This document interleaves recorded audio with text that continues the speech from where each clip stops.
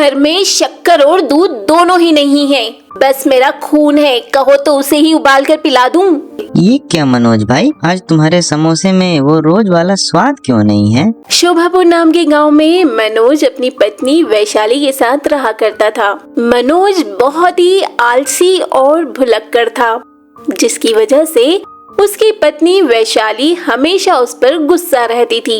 इसी तरह आज भी मनोज देर तक सो रहा होता है कि तभी उसे वैशाली की तीखी आवाज सुनाई देती है। उठ जाओ महाराज, उठ जाओ, अब तो सूरज भी बूढ़ा होने को आया है, अब तो उठ जाओ। वैशाली की आवाज सुनकर और उसके गुस्से को नजरअंदाज करते हुए मनोज एक पूरी अंगड़ाई लेते हुए उठकर बिस्तर पर ही बैठ जाता है और कहता है, क्या हो गया, क्यों परेशान हो रही हो भाग्यवान? अब परेशान ना हो तो क्या भंगड़ा करूं? इस घर में ना तो राशन बचा है और ना ही पैसे।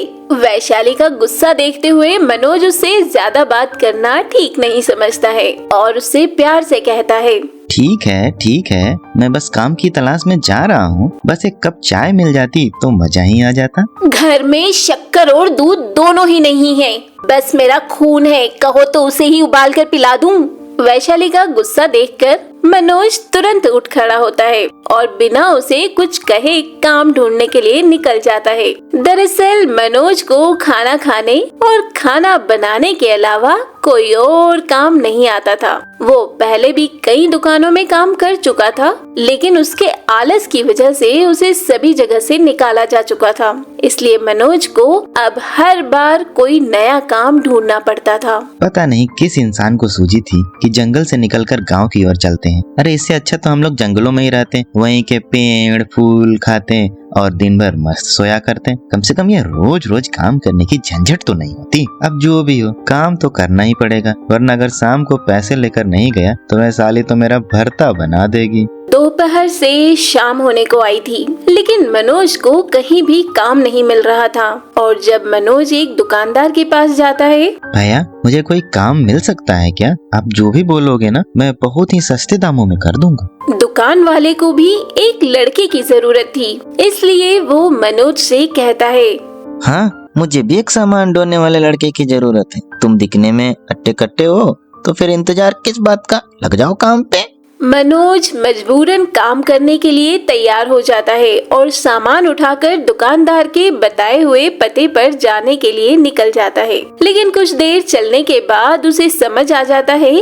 कि उसने अपनी जिंदगी की सबसे बड़ी भूल कर दी है, क्योंकि आलसी मनोज के लिए ये सब उतना आसान नहीं था। हे भगवान, यह कौन से जन्मों के पाप निकल रहे हैं? क्यों मुझ जैसे नाजुक इंसान को इस भरी दोपहरी में इतना बोझा उठाना पड़ रहा है? लेकिन जैसे तैसे मनोज आज का अपना काम पूरा कर देता है और दुकानदार से पैसे लेकर घर जाने लगता है। तभी उसको एक बादल गरजने जैसी भयानक आवाज सुनाई देती है जो भूख लगने के कारण उसके पेट से ही आ रही थी। मैंने आज सुबह से कुछ नहीं खाया और इतनी ज्यादा मेहनत भी कर ली, लगता है कि इसलिए मेरा पेट मुझसे नाराज है। तुम चिंता मत करो पेट, मैं अभी तुम्हारे लिए कुछ करता हूँ। ऐसा सोचकर मनोज तुरंत ही अपने आसपास कोई खाने की दुकान ढूंढने लगता है। तभी उसकी नजर पास खड़े एक समोसे के ठेले पर जाती है। वाह, समोसा! लगता है मेरा पेट मुझे इसी के लिए इशारा कर रहा था।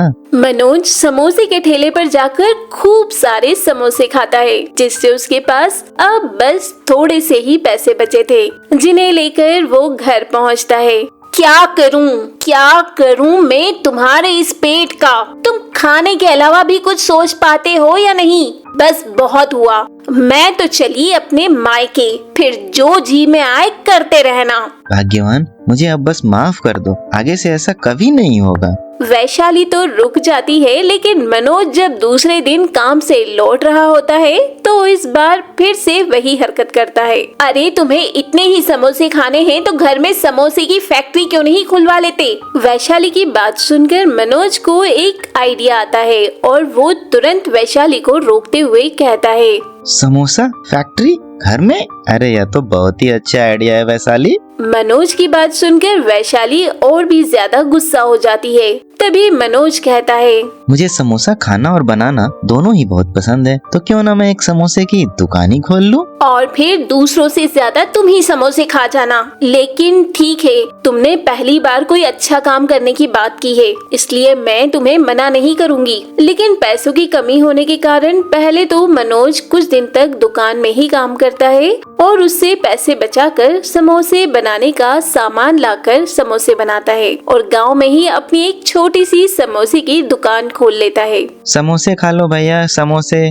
समोसे वाले समोसे। अगर खाओगे मनोज के समोसे तो नहीं रहना पड़ेगा तुम्हें किसी और के भरोसे। मनोज को समोसा बेचते देख सभी गांव वाले बहुत हैरान होते हैं कि ये कामचोर खुद से कोई काम कैसे शुरू कर सकता है। इसलिए वो मनोज की दुकान पर जाकर समोसे खाते हैं। वाह बेटा, ये गांव वाले तो यूं ही तेरी बुराई करते रहते हैं। ये तो बहुत ही स्वादिष्ट समोसे हैं। गांव में सभी लोगों को मनोज के समोसे बहुत पसंद आते हैं, इसलिए उसकी दुकान बहुत तेजी से चल पड़ती है। धीरे धीरे मनोज और वैशाली इस दुकान को ही अपना सब कुछ बना लेते हैं। लेकिन जैसे जैसे समय बीतता है, वैशाली के मन में लालच जाग जाता है और वो मनोज को सलाह देती है, देखो मैं ये क्या लाई हूँ, ये सस्ता तेल है, हम इसका इस्तेमाल करके और भी ज्यादा पैसे बना पाएंगे। खुद भी खाने का शौकीन होने के कारण मनोज इसके लिए मना करता है, लेकिन वैशाली उसकी बात नहीं मानती है और उस खराब तेल से ही समोसे बनाने लगती है।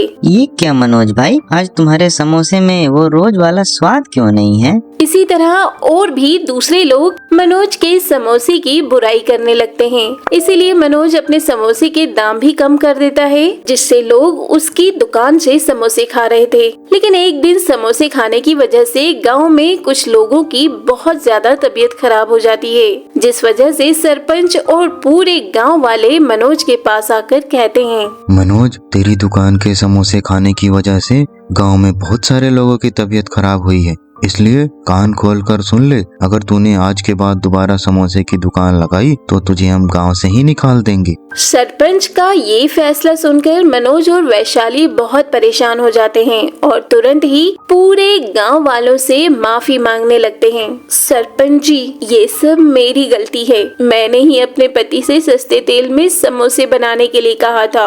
ये तो मना कर रहे थे, लेकिन मैं ही पागल थी जो इन पर दबाव बना रही थी। मैं आप सबसे माफी चाहती हूँ, कृपया करके मुझे माफ कर दीजिए। मैंने पहली बार कोई काम करने की कोशिश की, उसमें भी मुझसे इतनी बड़ी गलती हो गई, मुझे माफ कर दीजिए, ऐसा फिर कभी नहीं होगा। मनोज और वैशाली का उतरा हुआ मुंह देखकर गांव वाले उन्हें माफ कर देते हैं और मनोज दोबारा से समोसे बनाने लग जाता है। लेकिन इस बार वे लोग लालच छोड़कर सब कुछ अच्छे से करते हैं, जिससे उसकी दुकान फिर से चल पड़ती है। तो दोस्तों, ये थी लालची समोसे वाले की कहानी। अगर ये कहानी आपको अच्छी लगी हो तो वीडियो को लाइक कर चैनल को सब्सक्राइब जरूर करें, साथ ही अपने दोस्तों को भी शेयर करें ताकि वो भी इसका आनंद ले पाए। धन्यवाद।